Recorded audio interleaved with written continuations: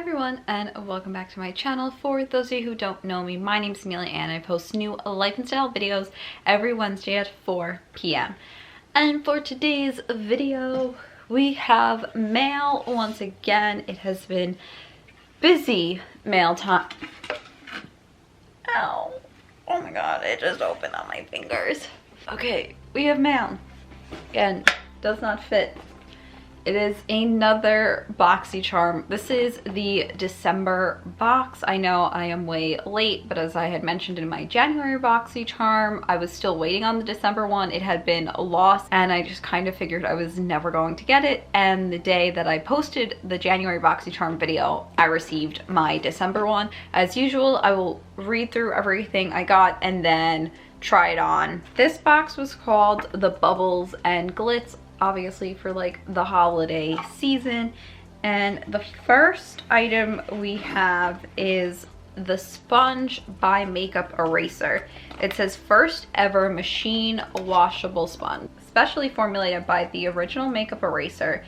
It features the same unique wash tech technology to erase makeup out of your sponge simply by machine washing, and it retails for $18, which already I think that's a better price than just a regular beauty blender, because one beauty blender is like $20 and I don't think you can machine wash it, but I know it at least doesn't come with like this little ball that you can like toss in the washer and then in the dryer, which is great because just letting your makeup sponge sit out and dry does harbor more bacteria, but being able to like dry it instantly on high heat, they say, equals less germs. So I'm looking forward to using this.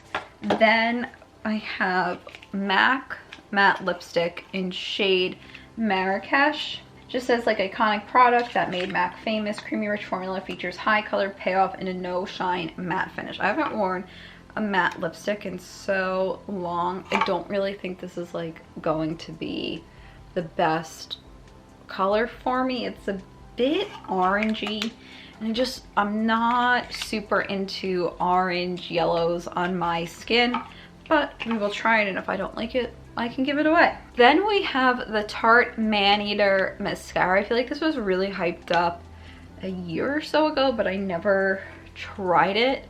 So this says, warning, in all caps.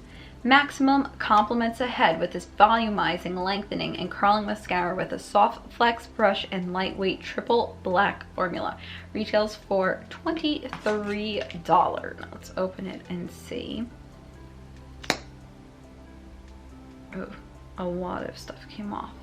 So it has very short bristles that are plasticky. Then this is what I'm most excited about. And if you have been on like the internet at all and showed any interest in makeup, you've probably gotten commercials for Glamnetic. The shape is Bella. It says Bella is a medium wispy flared lash that gives a classy and beautiful winged eye effect.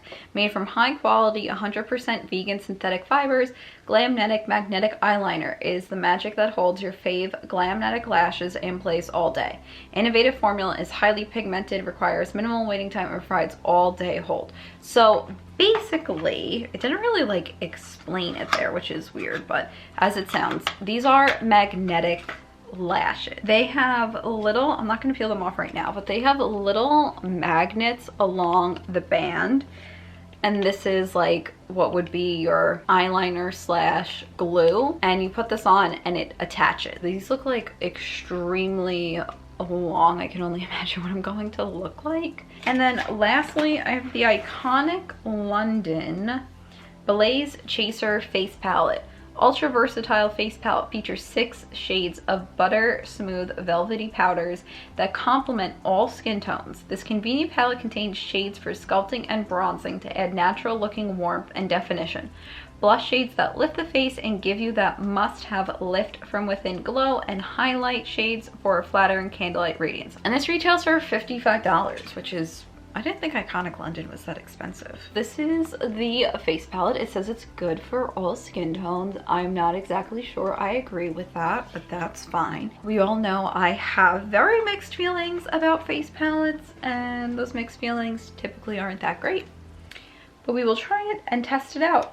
And I'm going to wet my beauty blender, or not beauty blender, my makeup eraser sponge, and then get into it. So you can see it got like pretty big, and it definitely has a different consistency than my Real Techniques sponges. The Real Techniques I just feel are denser, and this is a lot like fluffier, and it has like a sculpting edge, a pointed edge, and you know, all of that. So we're just going to put on my foundation.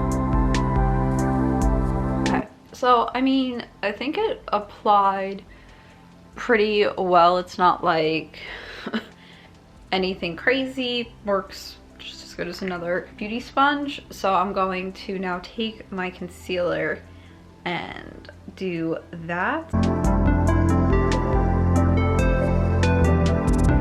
Okay, so I don't really know if it's my under eyes because they're very finicky, or just applying with a wet sponge, but you can see like it's kind of broken apart in my inner corners. I'm not going to write it off completely. My under eyes are just super sensitive, and one day they're fine and the next they're not. On the outer corner it applied it fine, so I just think it's the way my under eyes are.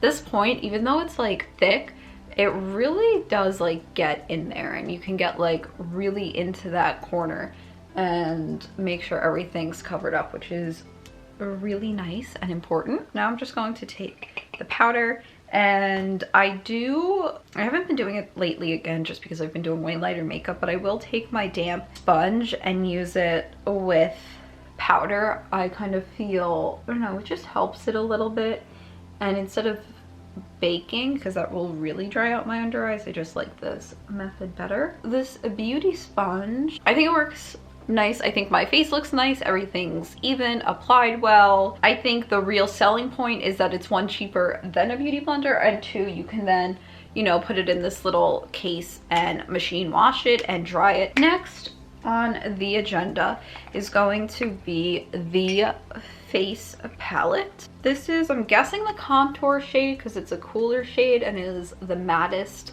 we have. So I definitely don't like bronze or contour properly for like an everyday look. I do feel I have pretty decent like cheekbones where you can definitely see my face shape, so I just like to go over, add some color.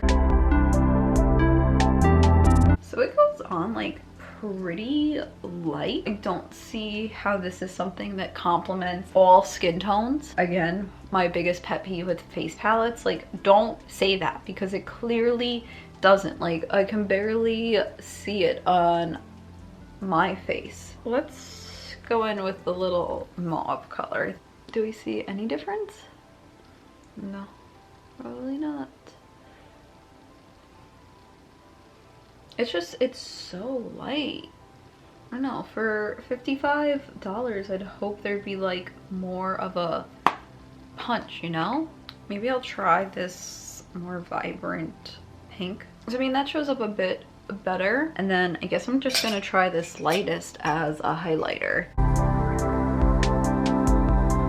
It creates like kind of a nice little glow on my face. So far, not impressed with that. Now let's put lips on. I haven't put matte lipstick on forever. I don't even know how to put lipstick on anymore. Oh my god, why am I, it looks like I have no top lip. I crack myself up. It doesn't look as bad as I thought it was going to. Like, I thought it was gonna look like a clown, but I just don't think it's exactly for my skin tone. There's just something not exactly right. Maybe if I add eyes and eyebrows, I can like pull it together, but so eye makeup is on. Let's do the mascara and then I'll put on the eyelashes so we can see like if this really works, even though normally if I'm putting on fake lashes, I put the mascara on last, like to meld them together. Let's see.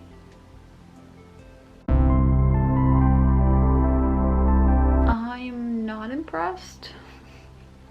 It's fine, not great. Now onto the lashes. If you can see, there's magnets and that will magnetize to your lash line. All right, let's try this.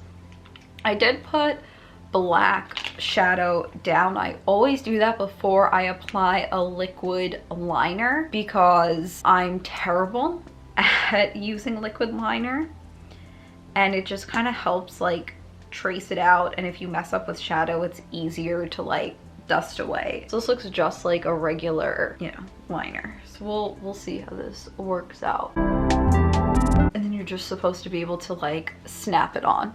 So I'm gonna get as close as I can so we can see the magic hay. And let's try this.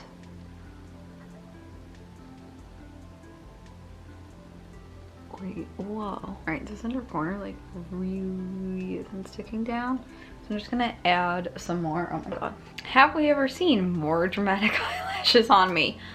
Okay, so obviously this eye's wonky, and through the commercials for Glamnetics, I expected this to be like easy peasy, lemon squeezy, and it was hardy lime hard. It wasn't as easy as I thought it was going to be, and kind of disappointing. But anyway, so with this eye, you guys saw that I did a very thin liner, which is how I normally apply my black liquid liner. I just like a thin line, nothing too crazy.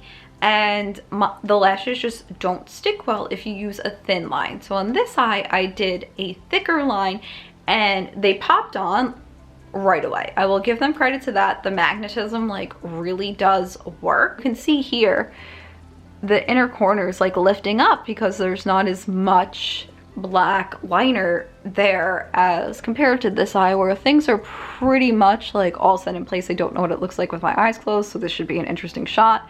But yeah, another little downside, and this is very nitpicky, is the magnets obviously have depth to them. So these lashes are like raised the tiniest bit above your actual lashes, so they don't exactly meld as well as just using a regular lash and the glue. Also, this shape probably isn't the best for my eye because when I close my eyes, I can feel the lashes hitting the bridge of my nose, which can also be why it's pushing this up. The lashes themselves are fine. I think they look really nice, and if I was wearing a proper look to go with them, you know, I just use things that are my BoxyCharm, so my makeup's kind of all over the place right now. But if I was definitely doing a dramatic deep look, I think they would look really, really nice. Right now it kind of looks a little crazy. I have no complaints about the lashes themselves. The magnetism wasn't as easy as I thought it was going to be, and I thought I was going to be able to say like this is a great thing to buy if you're not good at lashes or you're new. But if you're new or just not good, I would definitely practice with like some $7 Target lashes before attempting this, because it is kind of annoying. Like, oh, I messed up, I have to peel it off, re-put the liner on and put it back on. And this kit together costs $63, which is by no means cheap, but yeah, I'm a little disappointed. I think the concept is great, and maybe I just need to work with it more and it's user error, and if I had a better shaped lash, I would be singing its praises. But it's not as intuitive as I thought it was going to be, and that's my critique. If you're going to use them, make sure you put a lot of the liner on so they really do stick. A review of everything else. The MAC Matte lipstick. I like MAC lipstick. There's nothing wrong with the lipstick at all. I just don't like the shade. I don't think it looks good on me. The Iconic London palette, also not really that impressed with it. I don't know why they say this is universal, because I certainly don't think it is. They say creamy powders. I didn't find them that creamy. I found they went on pretty light, and I really had to pack it on, which for $55 I would like kind of an immediate payoff. Oh, this lash is really just losing it. That wasn't the case. I also don't feel there's like a good enough highlighter color for my skin tone. This is the best, but it leaves like, what am I supposed to do with this and this? I don't know. So unfortunately, that's a no. The Tarte Man Eater mascara, it's fine, looked fine, performed fine. think it did separate and lengthen and add some volume. Did it do as much as my Essence or Milk Mascara? No, those were like my two favorites right now, so we're really trying to top that. I'm not really that impressed by this, but I think star of the show was this sponge by Makeup Eraser. I like that it has all the different edges to do whatever you possibly need. It's squishy, but there's still a firm center, so there's something to like push against. And then I love that it's machine washable, and I can just dump this in my washer and dryer, and I have a cleaner sponge that I won't have to rotate as often. This was my least favorite box out of the 3 I've had now, although I was the most excited to get this one basically because of the Glamnetic lashes, and I just wanted to see what the hype was about. That does it for this week's video. I hope you found it interesting. I hope you enjoyed my opinions on this makeup, and I will see you guys in my next video.